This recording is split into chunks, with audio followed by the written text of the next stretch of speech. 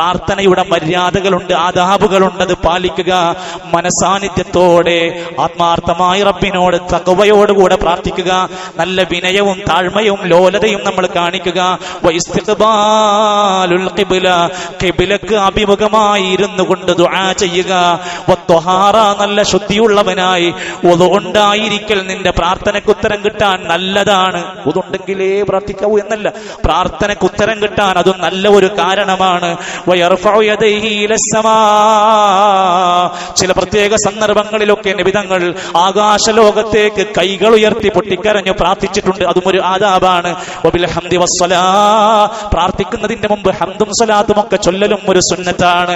വദ്ദനൂബി, അല്ലാഹുവിനോട് പാപങ്ങളെ കുറിച്ച് എടുത്തു പറഞ്ഞ റബ്ബേ, ഞാൻ ഇന്ന തെറ്റ് ചെയ്തു, ഇന്ന പ്രയാസങ്ങൾ, ഇന്ന ഘട്ടങ്ങളിൽ ഞാൻ ഇന്ന ആപത്തുകളൊക്കെ ഞാൻ ചെയ്തു കൂട്ടി, അതെല്ലാം നീ അറിയുന്നവനാണ് റബ്ബേ എന്ന് ഏറ്റു പറഞ്ഞ റബ്ബിനോട് ദുആ ചെയ്യുക.